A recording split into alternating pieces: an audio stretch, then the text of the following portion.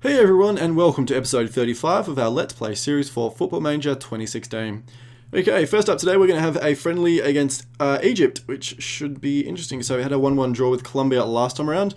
A couple of injuries here. Strootman has been injured, so I'm not really quite sure why. Must be in training, I guess. So we're going to pick a replacement. So if we pick up, what about midfielders? So, we're going to sort by ability. Who have we got here? Probably Donny Van Beek needs a rest. So that would be unfortunate. It would be good to give him a first cap, but he's, really down on conditioning. And there's only a couple of days left. I don't think he's probably going to recover enough, quickly enough. So, I could look at bringing in Nuri. Potentially. Give him another cap. Hendricks, maybe give Hendricks another first cap, actually, as like a sort of a box-to-box role. We could actually give him, because that's probably the role that Strootman's going to play. And given that Classy played last time, he's probably going to be a little bit down in conditioning. So I'm thinking actually may do that. May actually bring in Hendricks. So I don't really have anyone else. Got Bart Ramselaar here, who's more of an attacking player. So probably not him. Who else have we got? Bring in El Ghazi, not really. Martin Van Dongen's only 18 though. He's not really ready for a first team cap. Alright, we're going to bring in Hendricks. So I'm going to call him up to the Holland squad. And we'll confirm that. There we go. So Jorrit Hendricks has been called up, which is good. So only a couple of days break, which obviously means that the guys won't have a whole lot of opportunity. So obviously there's no training screen in here, which I guess is understandable. They don't really train a whole lot with like the national team and stuff. So that's fine. So Armin Nunes has signed a new 3-year deal. I'm not sure if we covered. I think we should have covered that in the last episode. I think we saw that. I think he requested a new deal. Been playing well, so I'm fairly happy given he's been playing well.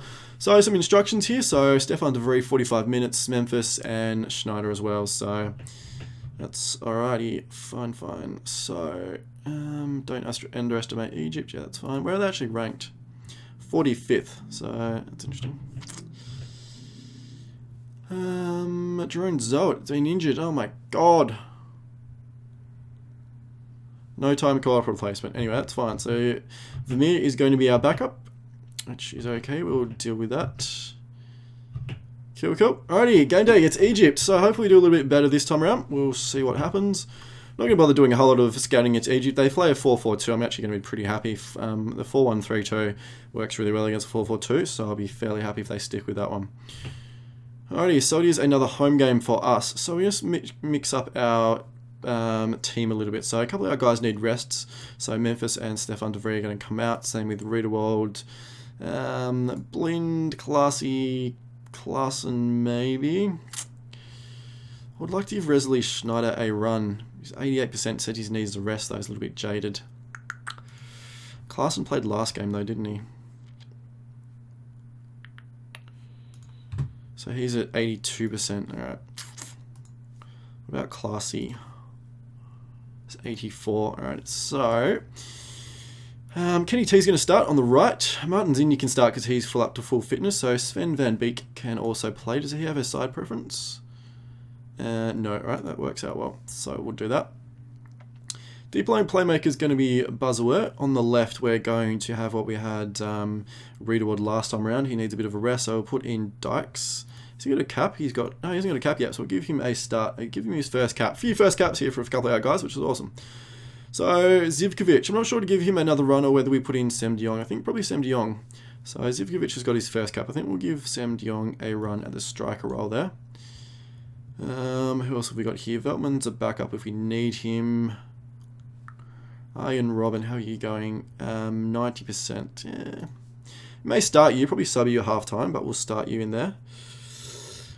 Jean-Paul can play on the left. He's really down on match sharpness, so obviously not playing for his club at all. So he's playing for AC Milan.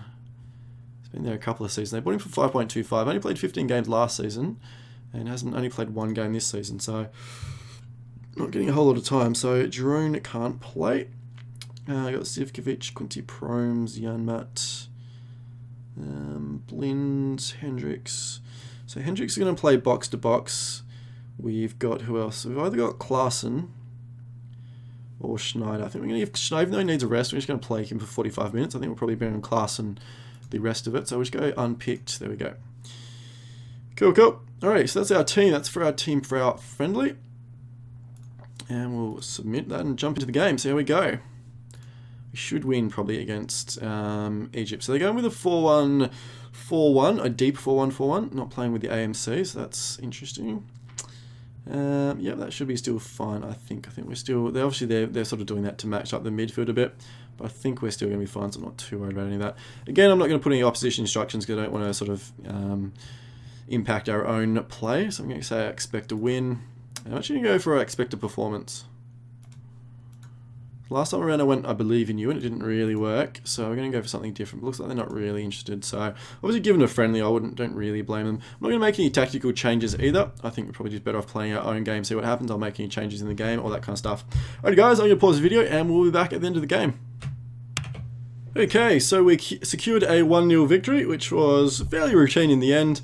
Egypt didn't have a whole lot of opportunities. We dominated possession, definitely had the best of the chances, all that kind of stuff. A couple of decent performances.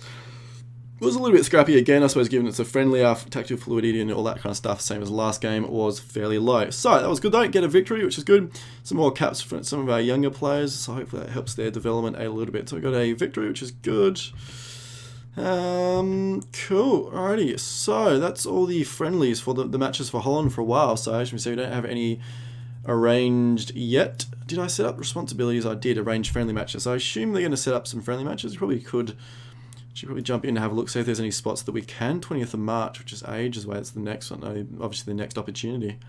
Just a long time away. So I'll probably leave our assistant to set up those. But obviously there's no friendlies for a while, given the World Cup qualifiers and stuff are finished. We're out of that. So Holland is going to be fairly quiet for a while. So we're going to jump back into Ajax. So we've got a game against NAC in 8 days, and then the big away game against Shakhtar. So what I think we're going to do, guys, I'll pause the video, we'll skip through the NAC game off camera, and we'll pick the video or the episode back up on the game day at Shakhtar, so that should be good.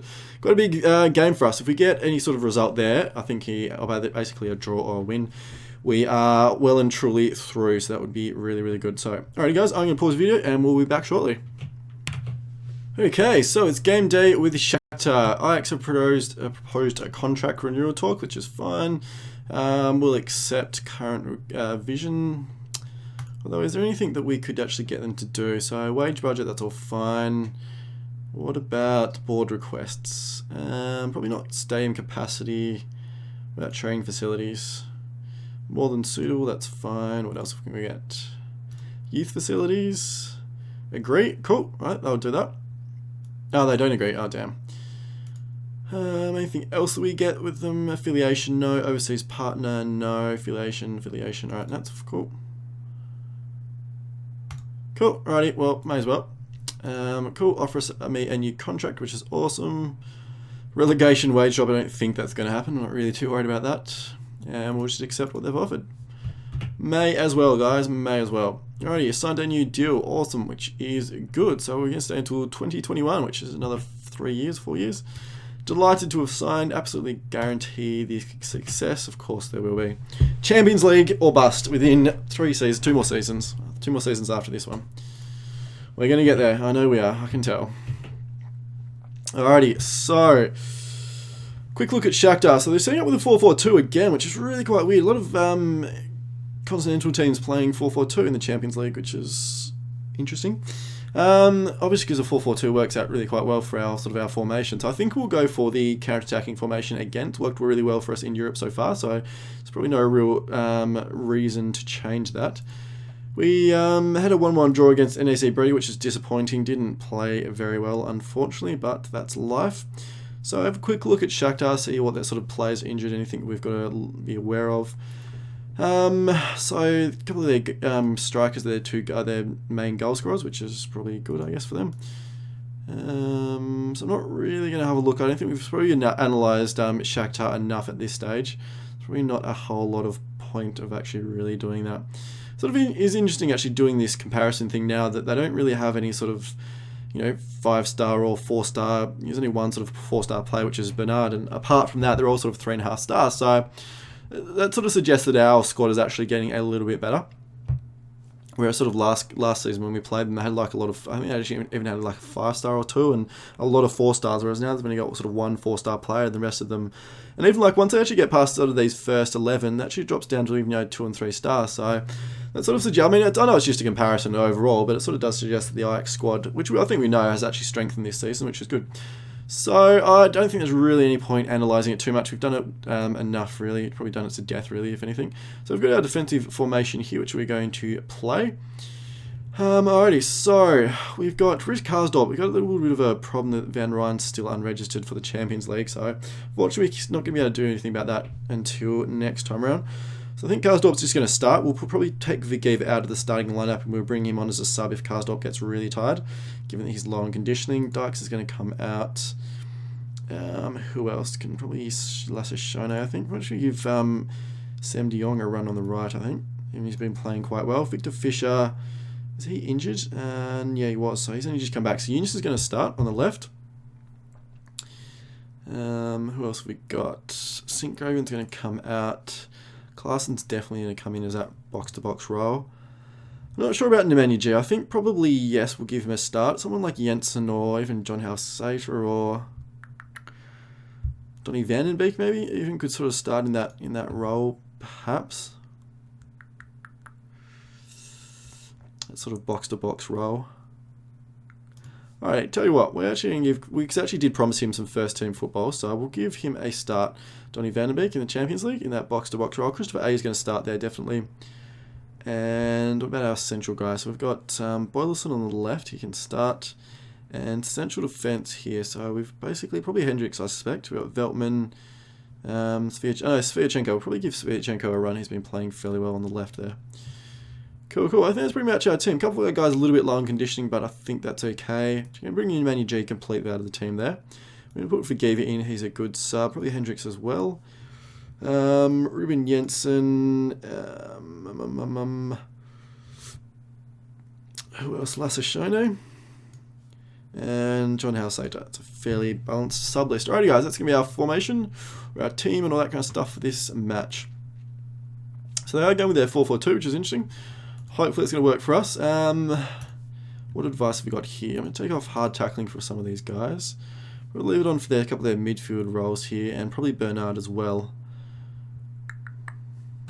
What are their strikers like in terms of heading? Oh, yeah, there we are. So 14 heading, but only 8 jumping, so not much of a threat there. What about Tyson? 5 jumping, 9 heading. Oh, what we're going to do, we're going to funnel both of these guys, Bernard and Marlos, down the flanks. I'm going to be fairly happy, given that both their strikers are absolutely rubbish at heading, that we're actually going to be able to defend crosses. So we are. I mean, obviously they could hit in low crosses and stuff like that, but I'm going to rely on the fact that we can actually defend that. So we're going to show Kovalenko onto his weak one. So we've got Bernard onto his left and Marlos onto the right. So what about Tyson here with his feet strength? So he's reasonable on the left, so I'm going to take that off. What about Kovalenko as well? Reasonable on the left. Yeah, I know, like, reasonable's not amazing, but I don't really like it. I suppose it could. Oh, we might as well go for weaker foot, see what happens. What about Alex Teixeira? So he's strong on both ones. Alright, that's fair enough. Cool. I think that's probably everything. Yep. All good. We're going to leave that. Not going to make any formation changes. I think we're fairly okay. So I'm going to say go for the passionate one.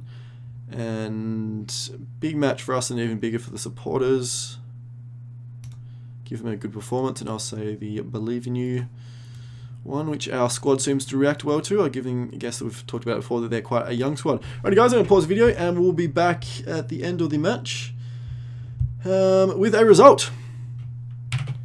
Okay guys, we had a 1-0 loss at Shakhtar, so our first loss of the Champions League campaign. So it does leave us, we're only 1 point ahead of Shakhtar going to the final away game. Home game? I think it was home game, was it against Hoffenheim? I think it was a home game. Yeah, so obviously it means PSG and Shakhtar we're playing out. So obviously if we get a win, we're through. I'm thinking probably a draw will be enough, because even if Shakhtar and PSG draw, I can't really see Shakhtar beating PSG, but we'll keep an eye on that. It'd be very devastating if that does happen, so I'll be fairly confident getting a result against Hoffenheim. I shouldn't, obviously, it doesn't happen until it happens, but yeah, alrighty. To be fair to Shakhtar in this game, they were probably the better team, We actually sort of really stifled the game for the first probably around 70 minutes, and then unfortunately we just couldn't sort of hold on. And I was actually thinking we end up going to get a draw, which would have probably suited us perfectly, because it would have been Shakhtar would have been too far away, and we would have automatically qualified through. But yeah, they sort of picked up a goal from a free kick on the 69th minute. I'll actually show you that one now, guys, if we're here. So it was a bit of so it takes the error there, just lost in the marking, the huddle there, and there was sort of bad defending from our guys. Didn't mark him or mark anyone really. He was sort of this big gap of space, and they didn't really do anything. So it was sort of a bit of a, it wasn't an open play goal. It was a bit of a set piece goal. So it was a little bit disappointing. Did a little bit of a quick analysis. I'm not really too. I think there's going to be a whole lot here, but it's always good to do. So obviously we were playing fairly deep, while they were actually playing quite pushed up. And we did sort of change. I actually went to our standard formation, which is a little bit more attacking at the 70 minutes mark, and then we sort of had a few chances, but unfortunately couldn't convert any of them. So that was just what happens.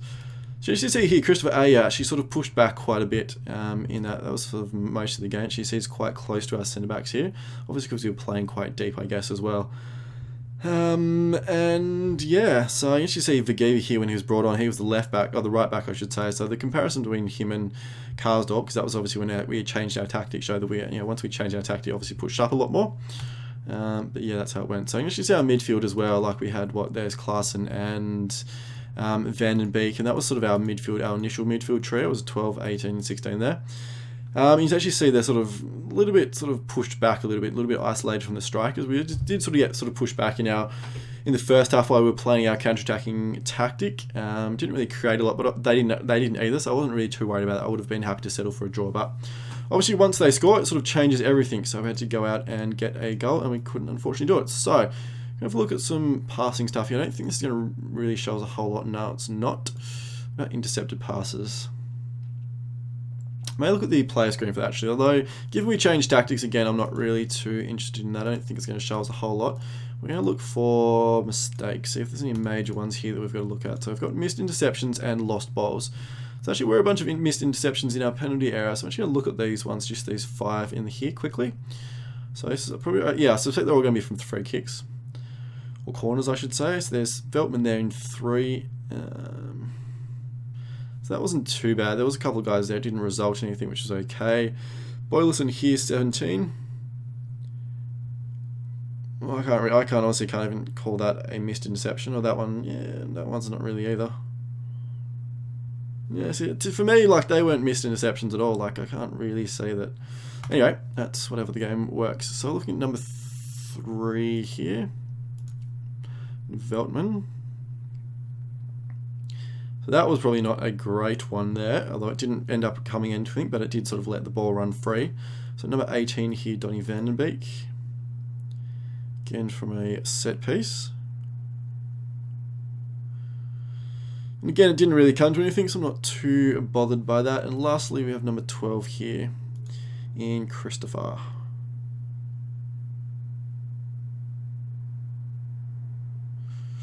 So that could have been bad, because he was obviously their number 24 was running onto it, but couldn't quite get onto it. So that was a bit of a worry from Christopher A. Although if you look around, he didn't actually make any other mistakes. Davy Klaassen actually made a whole stack here. So we've got 1, 2, 3, 4, 5, 6 that Davy Klaassen made. So missed interceptions, which is interesting.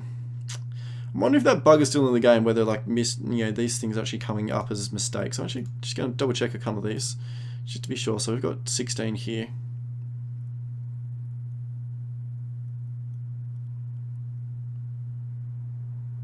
So where on earth was that? I can't see that as a missed interception.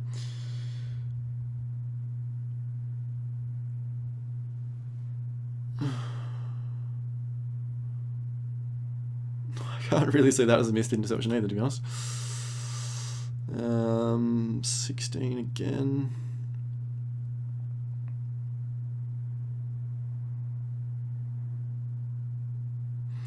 Yeah, I'm not really seeing these as missed interceptions. To me, especially that last one, it wasn't even close enough to it. How was he supposed to get there when he wasn't even near it? That's not a missed interception, is it? No. Alright, that's a bit weird. So maybe that sort of bug isn't still in there. I'm not really seeing those as missed interceptions. Alright, that's a bit weird. So maybe that sort of bug isn't still in there. I'm not really seeing those as missed interceptions. No. Alright, that's a bit weird. So maybe that sort of bug isn't still in there. I'm not really seeing those as missed interceptions. Yeah, that one I guess I can maybe, though we did actually sort of win the header anyway. Number 12 was Christopher A. Yes, so interesting. Alrighty, I'm not too worried about any of those. Look at some tackling here. Didn't lose any tackles in our area, which is good. What about aerial challenges? Lost a couple. I missed a couple, I should say. That was those missed interceptions. What have you seen those? Didn't actually lose any in our penalty area, which was good. We did have sort of a couple out wide. I'm not too worried about those. Okay, so actually we're going to look at Shakhtar crossing. Actually, what about their movement as well? So this sort of is interesting. You actually sort of see we did sort of funnel the play down both sides, which I guess you sort of see this block here. So this sort of really shows, for me, this sort of shows that we sort of really did block out this area in here. We sort of did really prevent them from getting any sort of penetration into our area, and we sort of did funnel them out wide, which was good, I think, for us, because obviously they didn't have any good headers. And like we said, we didn't actually lose a header in our penalty area, so it shows even if they got crosses in, they didn't actually win any in our area, so that was good. Yeah, so it showed we actually sort of did funnel them out wide, and I think generally it worked fairly well for most of the game, which is unfortunate that set piece changed things. If we didn't have that, we would have, yeah, I think we would have held on to the draw comfortably. Anyway, that's all we're going to do in terms of the analysis. I don't think there's much point looking any further into that. I think I know what went wrong. It was just a set piece. Apart from that, I think we did fairly well. So Shakhtar grabbed the win, which is fine. So Donny van Beek and Boyleson need a bit of a rest. So I'm actually going to talk to them. Generally, I don't usually like him. I'm going to say rest you for the next match, and he said he feels great. All right, so no rest. And then same with Boyleson. And all right, so Boyleson does want to rest. So Donny van Beek doesn't, but Boyleson does. Alrighty, so what have we got here? So we've got 3 Eredivisie games. We've got PC as well, Feyenoord, and then Twente. So I think we'll jump back in at the Feyenoord game. We'll have a look at that one. And then we'll jump ahead to the home game against Hoffenheim, which is basically going to decide our Champions League, destiny, I guess, if you want to call it that. So if we get a win there, we're through. If we get a draw, we may be through, depending on results. But obviously a win is ideal. Alright guys, I'm going to pause the video, and we'll be back for the Feyenoord game. Okay guys, I decided to skip through the Feyenoord game, given that we're running at 22 minutes on the episode already. I thought it'd be better to get through the Hoffenheim game so the episode isn't too long. So I had 2 draws and a win in our last 3 Eredivisie games, which is a bit disappointing. So we had draws against PEC and Twente, and we won against Feyenoord. So struggling a little bit to score some goals recently, sort of the last 5 or 6 games. So I can keep an eye on that, so maybe look at tweaking things. Although we do seem to sort of run into a little bit of a slow patch at this time of year, sort of halfway through our season before the midwinter break. Yeah, so I'll probably keep an eye on it, make sure it doesn't turn into a trend, but I think we'll probably be okay after the winter break. So anyway, it is game day at Hoffenheim, against Hoffenheim. It's obviously at Amsterdam, so a very, very big game for us. Obviously, like I mentioned before, if we win this one, we go through no matter what. And we can still go through with a draw, but yeah, it's obviously dependent on other results, so we will see. Alrighty, a couple of our guys are suspended or injured, and unregistered, so we can get rid of these. Sort of played a weakened team in the last match, so a lot of our first team would be fresh. So most of these guys are actually going to come out, which is fine. So probably apart from Veltman and Silson, everyone else is going to be new. So Karsdorp on the right, Dykes on the left. Where are we? Dykes, there we are, on the left. Central defense, Sviatchenko is suspended, so we're going to play, I think we're actually going to play Vagiva on them in the middle. If I can get him, there we go, in the team. Christopher A is in deep lane playmaker. Klaassen as our central midfield attack there. Nemanja G is actually going to play as the box-to-box. Yunus on the left, Shone on the right, and Milik up front. It's going to be our team, guys. Alright, there you go. I think that's pretty much our strongest team. Probably apart from central defense there. I think probably everyone else is, and maybe Yunus, maybe Fish on the left, but probably a bit of a toss-up. Yeah, good. Alright, so most of our guys are ready, which is awesome. So who are we going to bring in as our sub? Bring Hendricks as a sub. Jensen's always good. Who else we got? John House Sater, Sem de Jong, and probably El Ghazi as well. There we go. Cool, that's our team. So we're playing our counter-attacking tactic, which will be interesting. Even though we are at home, I think we're going to stick with that. Obviously, they're playing a 4-4-2, which hopefully should work out fairly well for us. I'm not going to play any opposition instructions at the moment. Actually, if we look at Benteke, how's his feet strength? So he's reasonable on his left. I'm actually going to show him onto his left foot. Let's see how that goes. Everyone else, I think I'm just going to leave and we'll just run with it. Alrighty, huge match for us. So we'll qualify for the first knockout round if we win, and then we'll go for the I have faith in you. Seems to work for some of the dudes. Alrighty guys, we're not going to make any changes, I don't think. I'm fairly happy with how things are in terms of tactically. I'll watch the first 10 minutes as usual, 10 or 15 minutes in a lot of depth, and see if there's any major tactical changes I need to make. But apart from that, we'll run with what we've got. So I'll be back probably at halftime with a progress update. Okay guys, 0-0 at halftime. We are playing really well. We're absolutely dominating them, to be honest. Actually winning possession. We've had that many good opportunities. Unfortunately, we haven't been able to convert them. So I'm a little bit worried about maybe they're going to steal a goal later on. If we haven't been able to convert some of our really good chances. But anyway, we're going to have a quick look at some of the analysis here. See if there's anything we need to change in particular. So look at positional map there. So our spread is okay. So that little bit of a heat map there, for the little heat point through there through the middle, which obviously shows we're funding a lot of our play through the middle. Bit of a spike out here on the right, which we'd probably expect given the way our formation is set up. That's pretty normal. Not too much of a change with or without the ball. No major problems I can see there. So now we're going to look at Hoffenheim. So they're actually playing quite deep. So that's probably why we're dominating possession, even though we're playing the counter-attacking tactic. They're actually playing quite deep as well. Sort of a big spike through here, which has had a lot of the play, sort of a lot of corners and stuff in that first half. We had a lot of corners. That's why that sort of bit of a heat map thing is there.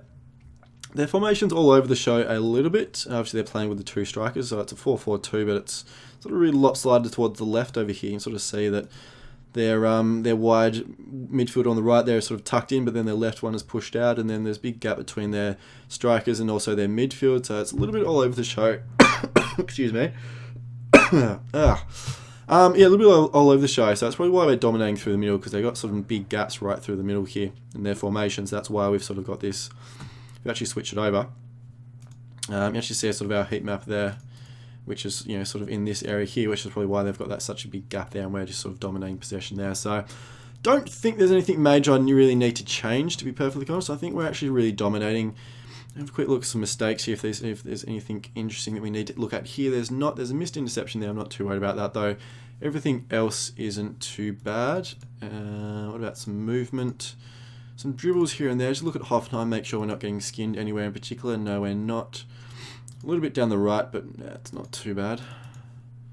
What else have we got here? Scoring chances, set piece, interceptions. We've already looked at those. Tackles.